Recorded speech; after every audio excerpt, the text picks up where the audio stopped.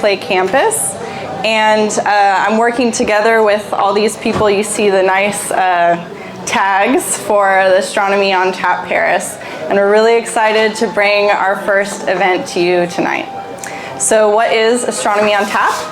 Well, it's a it's an international organization for science outreach that started in 2013 in New York City. And now there are over 100 locations around the world. And the concept is very simple. It's astronomers talking about their science in bars. And it usually is really popular. People love these kinds of events, so we're really, really excited to bring this to you tonight. So if you go to the next slide, we are on Instagram, Facebook, Twitter, or X. We have a webpage, so please follow us, like our posts, and we can increase our following. So tonight we have two speakers, Sofia Gallego and Cressida Cleland. So they'll each give 20-minute talks, and we'll give 5 to 10 minutes afterwards for questions. And in between the talks, we'll have about a 15-minute break, so you can get another beer, another glass of wine, and enjoy the evening. So right now, I'll introduce Sofia Gallego. Let me get her bio up. All right, so Sofia Gallego is originally from La Serena, Chile, a place known for its clear night sky, sparking her interest in the cosmos. She earned her bachelor's and master's degrees in astronomy in Chile and pursued her Ph.D. in astrophysics in Switzerland, and later worked as a postdoctoral fellow in Caltech in California, USA. Currently, she's a postdoc at the University of Paris Cité, focusing on understanding the large-scale structure of the universe and its connection with the formation and evolution of galaxies. She not only looks at the cosmos, but also has studied opera singing, violin, and acting. Her long-term goal is to create interdisciplinary connections between sciences such as neuroscience, philosophy, and the arts. So please welcome Dr. Sofia Gallego.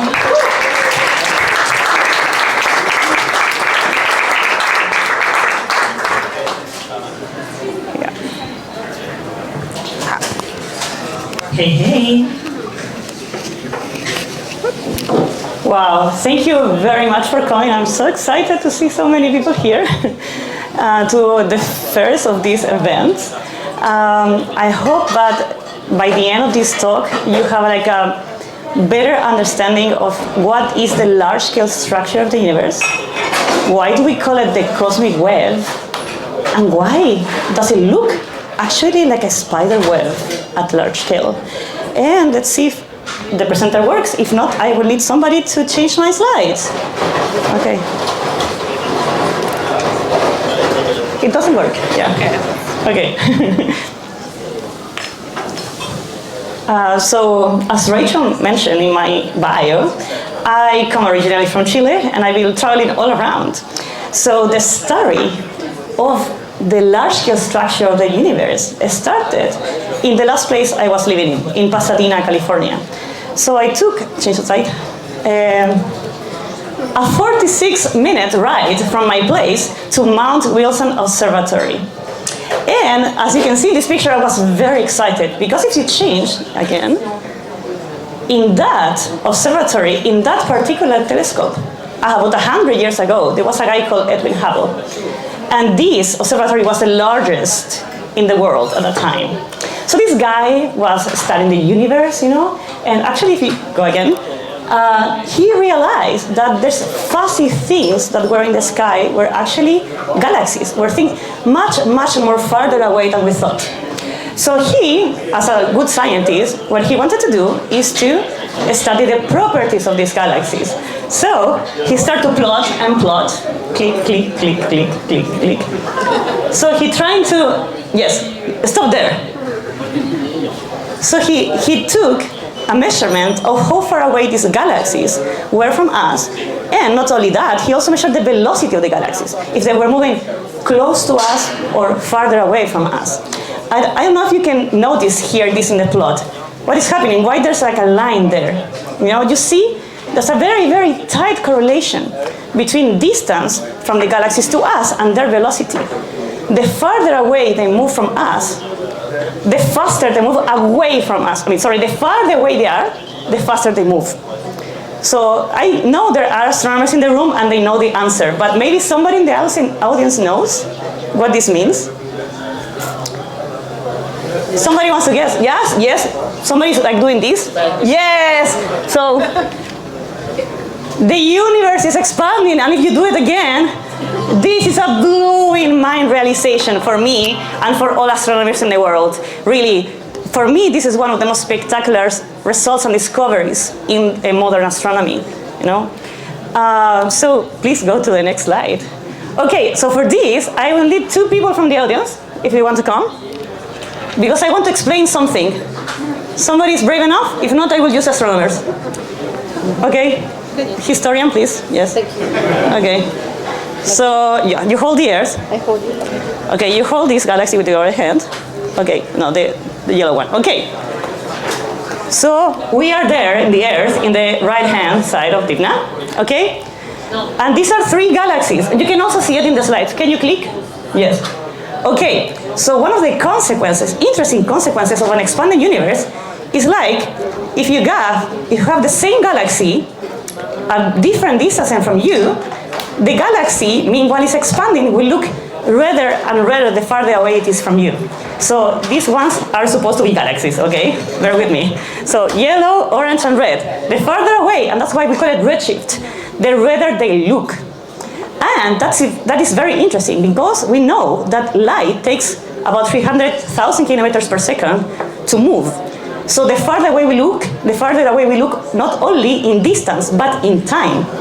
So this displacement, of the light with respect to us, we call it redshift because it goes to the red. And we call it cosmological because it tells us not only distance, but also time. Okay, so something that is at redshift, oh, wow, what happened here? Okay, something that is at redshift 1, it moves, it's farther away than something at this base and time from us. Okay, so that's the expansion of the universe. Okay, now is the next slide. Okay, so can you click again? Okay, I don't know if you can hear this.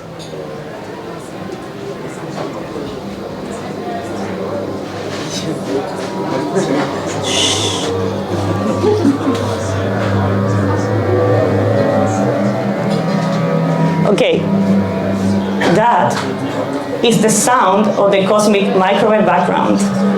And you know what is that? It's another consequence of the expansion of the universe. Because if everything is moving away from everything, there was a point very far away in time when everything was very collapsed together. Like the interior of the star, it was very dense and hot. But because of the expansion, the universe had to cool down. There was a moment in which light and matter could get away from each other. So light was free. The universe became transparent. And the relic light of that particular phenomenon cooled down now until a temperature of 2.7 Kelvin, so very, very cold, which means it goes into the microwave light. And we can also measure the variations of the intensity of that very, very particular light until today. And that tells us properties of the universe that you will see next. Can you please change? Okay, so usually people say you shouldn't show equations in an outreach talk, but I will do it because this is a very cool one. So this, guys, is the equation of the universe. Okay, you can tell now to all of your friends that you're so much cooler now because you know the equation of the universe. And the music agrees with me, definitely. So you can see this Z, that's redshift, okay? And there are these other components that we call them omega, and they are the different components of the universe. And the proportion of these components tells us what kind of universe we have. So if you go to the next slide. Okay, so we're going to bake a universe, okay? Yeah, we are using this equation. We have this cake which represents the universe, okay?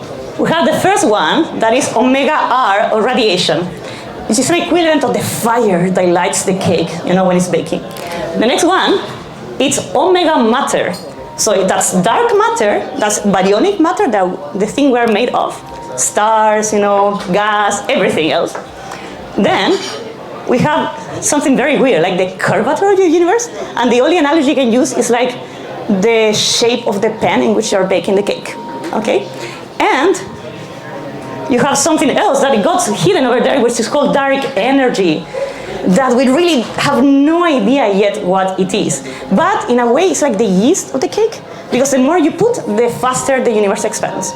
And finally, we have the Hubble constant, which is the term that you have closer to the beginning of the equation, that just tells us the rate today of the expansion of the universe. So, if something is 1 megaparsec, which is just a unit of distance, from us, it will move at 70 kilometers per second away from us.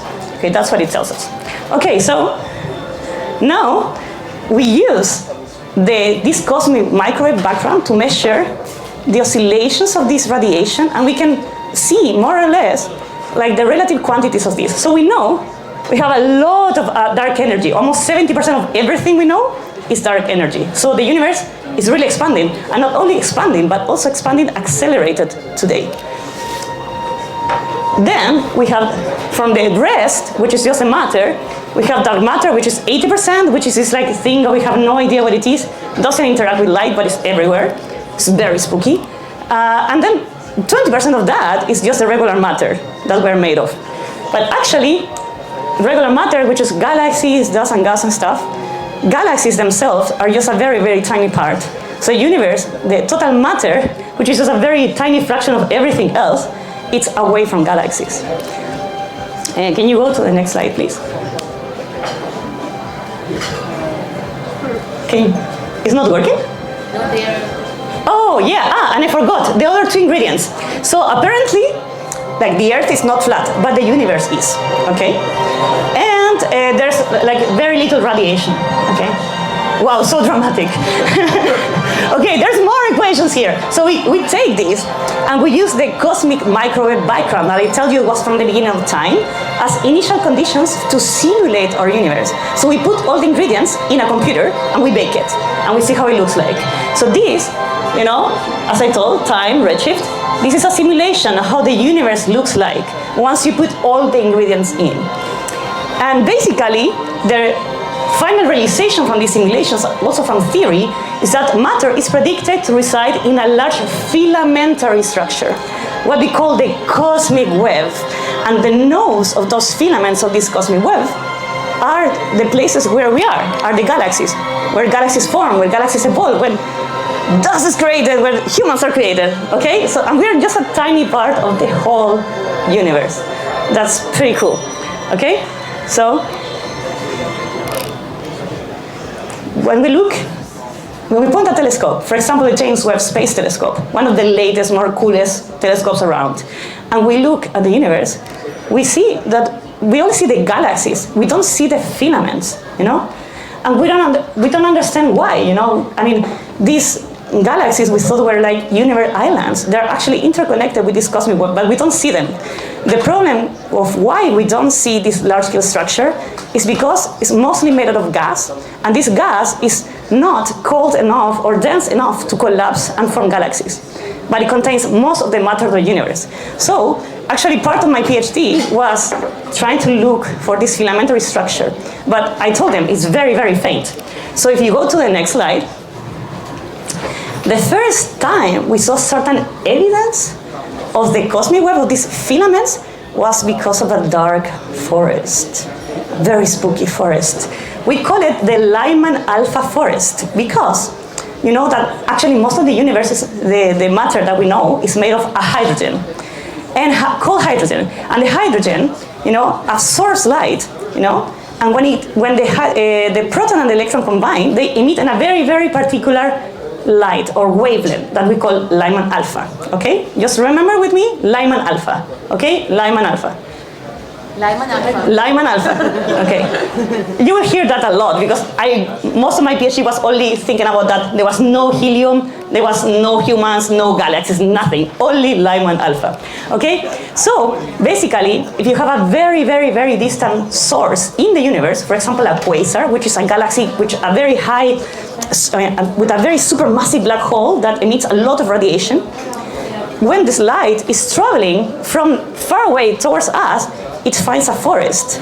And these forests are clouds of hydrogen that absorb, you know, take away the light from the quasar. So if you, Go to the next slide. Yes. Okay, that's a plot of it. You have that, which is a quasar, this very active galaxy. The light is traveling, and because of redshift, you know, the clouds are at different moments in space and time, and they absorb the light at a different wavelength because of the redshift. So we can measure that. And if you can see, we have a plot, another plot. Okay, that's the spectrum. So that's like the intensity of the light in every color in a particular region. You see everything leftmost of that Lyman alpha, it's absorbed. So these are the tiny clouds that are in between the quasar and us. That's the filaments of the cosmic web, but only in one single line of sight, you know, just one direction. And if you go to another quasar, another plot, okay, this is a different redshift, so farther away from us in space and in time, and you see the forest is much more dense. Okay, so there's much more of that. So the universe is not only made out of filaments, but these filaments evolve in time. Okay. So that's, as I told you before, just a way to see it in one direction, in one line of sight. But we want to take a picture. We are astronomers, right? So we like pretty pictures, like all of these galaxies here. So we know there must be something around the galaxies. Remember, the galaxies are the nose of this large-scale structure of the filaments. So we expect most of the hydrogen and this Lyman alpha to be around the galaxies. But we don't see them individually. So we do something. We collect and combine all of the images in one single point. We have the galaxies as our anchor point, and we do something called stacking, just combining all the images to increase the signal, because the noise is always random, but the signal should be there. So, okay. So that, you know, is a stack, a combination of images. And the galaxies are in the center, and you see that the light is much more extended. So that was one of the first evidence of this cosmic web, but halos around the galaxies, you know, that extend beyond what we see. So you cannot believe this was a very incredible discovery done by the professor who I work with in Caltech. So actually, and I lied to you guys. Can you go back? Okay, those are the pretty galaxies. Go forward again. No, no. Just one more. Yes. So those are how galaxies really look like at those times. You know, so these pretty pictures are a lie. There are galaxies very close to us, but the ones I work with are very boring. Okay, so keep going. Okay, so during my PhD and when I was in the States, I worked with something very revolutionary, which are called these integral field spectrographs. Okay, and the interesting part of them is like they are like a normal CCD, like the cameras you have in your phones, but every pixel also contains information of the color of the light or the spectra of the light. And there are two of them that I have worked with. One is in Chile, in my country. That's the picture of me with that observatory, that telescope. And the cosmic web, the Keck Cosmic Web Imager, that is in Hawaii. Okay? And as you can see, they have a field of view, so like what they can observe in the sky is very, very tiny. Those are the sizes of the pictures they take with respect to the size of the moon, which is all of that circle you can see in the background, okay? They take very, very tiny images, but because they look so deep in the universe, they can take a lot of information. So, please? Okay, so the idea of like my PhD and my work in the States and now in Paris is not just to understand the large-scale structure of the universe, but the connection with galaxies, because galaxies are the funnest, the more fun part of the universe, right? We are here. We want to understand how they form, how they evolve. We know that they cannot live by themselves. They form stars continuously. And in order to sustain the formation of stars, need fuel. And this fuel comes from these large-scale filaments. And at the same time, the galaxies are very active. You know, they shoot metals, they shoot gas, they shoot radiation that goes back into the large-scale structure. These two things are intertwined. So I want to understand the coevolution of both things. Okay. So yes. So this is an image, you know, similar to what I showed before of the Hubble Space Telescope. And if you click next, okay, this is my work. Okay. So this is the Lyman alpha emission, but it's extended around the galaxies. So this is one of the most interesting realizations we see nowadays, that they are halos of this gas all around the galaxies, and this is revolutionary. You know, we didn't know anything about this 10 years ago, for example. So we can see, you know, in real time, the galaxies and their environment, and they are not alone, they're in groups, or protoclusters as we call it. And you know that they trace the largest structures of the universe. Nowadays, we see groups of thousands, hundreds of galaxies together, and these are the evolutionary paths of those big structures. So actually, we can do so much more than just take a picture. Because as I told you guys, I work with these integral field spectrographs, these 3D images. So we have the intensity of the light, but also the color. So we can do something in 3D. We can estimate, for example, the shape of each one of those pixels.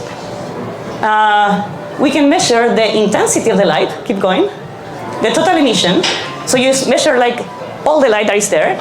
You can also measure the width of the line, or first, sorry, how displaced each pixel is with respect to a center, and finally how wide the line is. And that tells us much more information than you think of.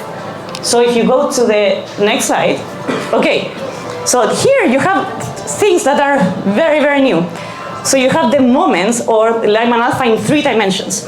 You see the intensity, how offset the light is, how wide this line is, and that's the Hubble image on the right. So this is an example of a very interesting halo of Lyman alpha, you know, and you can see in the rightmost image that this galaxy, there's a galaxy in the center that is interacting with other galaxies, is merging, is probably very active, so it's shooting out radiation, and that's why you see, you know, this very, very elongated shape and interesting. So with actually the most interesting part for me in particular is I have no idea what this means. You know, in the sense that Lyman alpha is so tricky to model that we don't know yet if it's like a filament of the cosmic web, if it's merging of many galaxies, if the gas is displacing, if the galaxy in the center is shooting out radiation. There are many things to understand. And that's why science is, you know, it's continuously evolving and asking questions, finding answers, and those answers leads to many more questions. Okay. So, yeah, that's, the thing is, like, I found that very interesting that it looks very similar to the picture, you know, artistic picture of the galaxy and their environment. Okay. Okay, so I give all of this talk talking about my science, scale structures and stuff like that. But I mean, if the universe is a cosmic web, where are the cosmic spiders? So this is a picture, an artistic interpretation of one of these cosmic spiders. So it is a galaxy that is actively forming stars and is interacting with other galaxies. So because of that, it looks very filamentary, you know? So it looks a bit like a spider web. So we call this the spider web galaxy protocluster because it's a combination of many galaxies. And this, again, is very new, one of the newest findings we have found. You know, we can understand at the same time the galaxies and their environment, and we can study how the galaxies evolve and interact with each other. And this is a very artistic interpretation of the same thing. I try looking for artificial intelligence to generate an image of spooky galaxies, whatever, because it's close to Halloween. But this is the closest I could find on the internet, okay? But this is not real, okay? This is not a picture of James Webb or like KCWI or anything. But the idea is that galaxies themselves can be the spiders of the cosmic web. So that something very important, as I mentioned before, is like galaxies are not alone. They live in an environment. But the environment, if you click again, you know, that's the real size of those structures with respect to like big simulations. So there's a lot of work to do because in order to understand the formation of the whole, you really need to get the big picture. But there are 2 instruments, and maybe Cressida will talk a bit about those.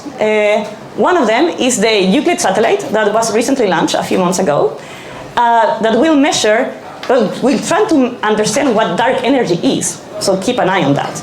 And also the Rubin Observatory in Chile that will measure millions and millions and millions of galaxies, and then we can understand the full big picture. So keep an eye on these 2 things. And that basically leads me to the end of this talk. I hope by now you understood what the cosmic web is. We live in spiders. And if you have any more questions, please please ask me. Thank you.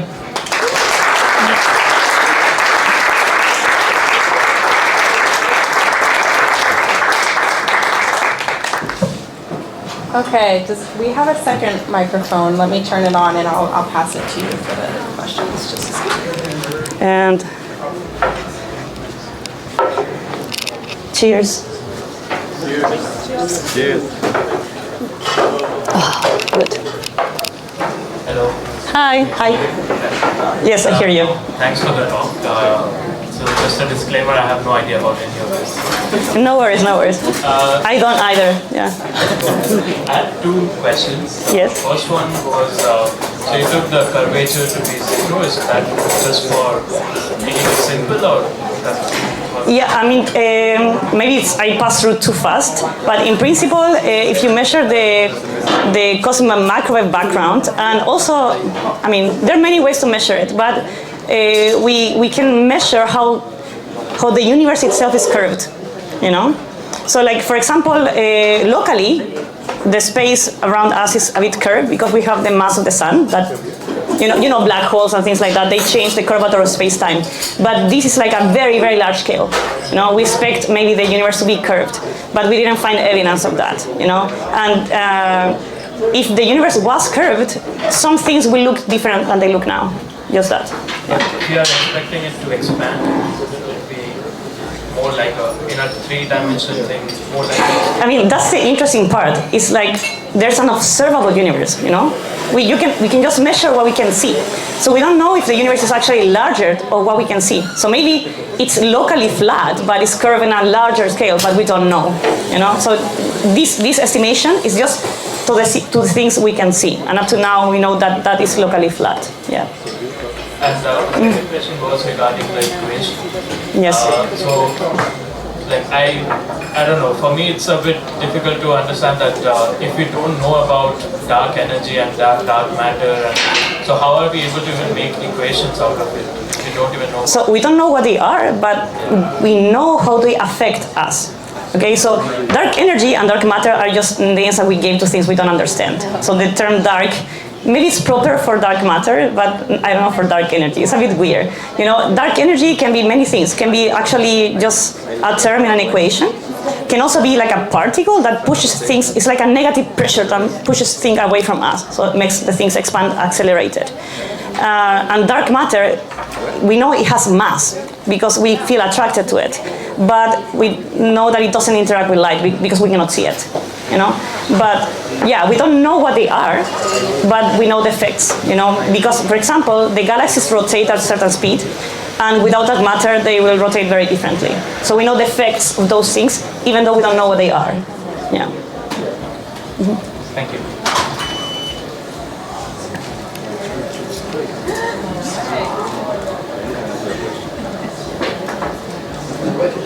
Nice talk. Thank you. You said the universe is expanding, and it's expanding faster Yes. as we grow older. If I think of like a bomb going off, explodes, and then the wave that propagates eventually slows down because it runs out of energy.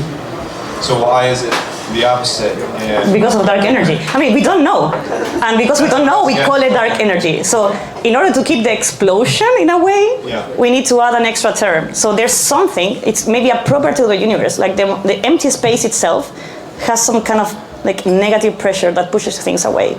That's one of the explanations, but we really have zero idea yet. You know, that's why we are launching a satellite, you know, to measure a lot of galaxies and measure the speed. Yeah. so do we know if you showed that pie chart of matter and energy? Yes. At the beginning? Do we know if the matter term is shrinking then because the energy term must Yeah, I be mean, getting larger? that's a very good point because like this equation, these omega terms are the measurement of those quantities today. But because of the expansion, the relative importance of these things changing in time. So radiation, for example, was much more important at the beginning of time. But because everything cooled down, then radiation cooled super fast, and then it doesn't matter anymore. And nowadays, we're dominated by dark energy because we're expanding accelerated. But before, dark energy at the beginning of time was not there, apparently. Yeah. Yeah. Any other questions?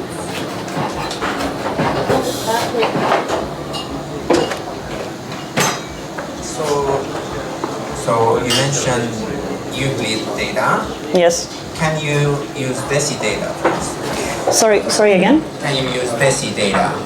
DESI, yeah, the dark energy survey. Yeah, well, in principle, people do it, but I think it's just not deep enough. It doesn't contain enough galaxies to measure. I think that Euclid will just measure more and deeper and farther away from us. How far do you need? Oh, that's a very good question. Unfortunately, I do not literally work on this, so I don't have the numbers on my mind. But is somebody, astronomer in the audience? Yes, maybe somebody can. Yeah, how far away, how deep will Euclid go? Do you know that? About a redshift.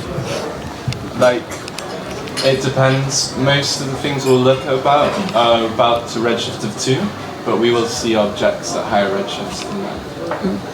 Alright, but DESI goes pretty deep. Yeah, no, DESI will be brilliant as well. The difference between Euclid and DESI is Euclid will have a lot more galaxies, but not spectroscopic. So you don't really need the spectra of the galaxies themselves. It depends what you want to do. I don't want to. You can go ahead. He knows much more. He works with this. Yeah. Yeah. It depends what you want to do. So what Euclid does is gravitational lensing, and in this sense, spectra are less important. Although Euclid also does spectroscopic. And so the point is, if you're looking at gravitational lensing, you don't need such precise information on the positions of galaxies because it's a line of sight effect.